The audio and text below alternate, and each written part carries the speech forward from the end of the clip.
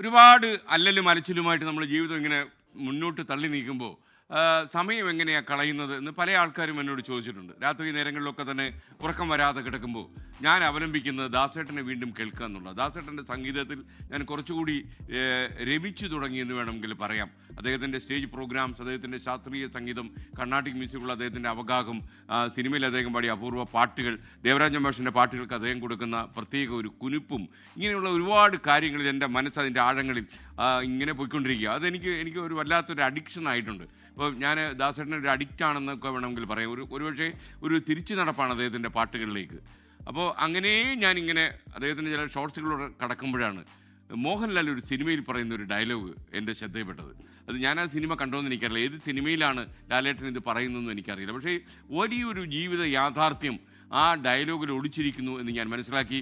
അത് എഴുതിയ തിരക്കഥാകൃത്തിൻ്റെ ചോരയിൽ കിനിയുന്ന വാക്കുകളാണ് അതെന്ന് ഞാൻ മനസ്സിലാക്കുന്നു. ജീവിതത്തെക്കുറിച്ച് നമുക്ക് കണ്ണാടി പിടിക്കുമ്പോൾ ചിലപ്പോൾ നമുക്ക് ഇങ്ങനെയൊക്കെയുള്ള ചില കടുത്ത അനുഭവങ്ങൾ നമ്മുടെ മനസ്സിലേക്ക് ഊളിയിട്ട് വരും. അപ്പോൾ ആദ്യം നമുക്ക് ലാലേട്ടൻ്റെ ആ കിടിലൻ ഡയലോഗ് ഒന്ന് കേൾക്കാം. ആരോട് വേണമെങ്കിലും ഞാൻ ക്ഷമിക്കും, പക്ഷെ നിന്നോടതുണ്ടാവില്ല.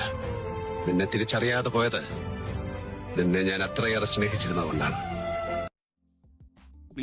നിങ്ങളുടെ ജീവിതത്തിൽ, നിങ്ങളുടെ വളർച്ചയ്ക്കിടയിൽ, നിങ്ങളുടെ യാത്രയ്ക്കിടയിൽ, ജീവിത പന്താവിൽ നിങ്ങൾ കണ്ടുമുട്ടിയ പല ദുഷ്ടബുദ്ധികളും നിങ്ങൾക്ക് ഓർമ്മ വരും ഇദ്ദേഹത്തിൻ്റെ ഈ ഡയലോഗ് കേൾക്കുമ്പോൾ. നമുക്ക് തിരിച്ചറിയാൻ പറ്റാതെ പോകും. നമ്മുടെ കൂടെ നിന്ന് നമ്മളെ കൊലയ്ക്ക് കൊടുക്കുമ്പോഴോ നമ്മളെ പിന്നിൽ നിന്ന് കുത്തുമ്പോഴോ നമുക്കറിയാതെ പോകും. കാരണം എന്താ അറിയോ, നമ്മൾ അവരെ അത്ര കൂടുതൽ സ്നേഹിക്കുന്നു. സംശയത്തിൻ്റെ ഒരു പൊടിപടലവും ആ ബന്ധത്തിൽ ബാധിക്കുന്നില്ല. എന്ന് മാത്രമല്ല, ഒരാൾ നമ്മൾ ആഴത്തിൽ ഒരു ബന്ധം സ്ഥാപിച്ചു കഴിഞ്ഞാൽ, സ്നേഹത്തിൻ്റെ ഒരു നല്ല നീർച്ചാലുകൾ ഇങ്ങനെ ഒഴുകി തുടങ്ങിക്കഴിഞ്ഞാൽ നമ്മുടെ കണ്ണുകൾ അങ്ങ് പൂട്ടുന്നത്. നമുക്ക് അന്ധതയാ, പിന്നെ നമ്മൾ കാണുന്നില്ല.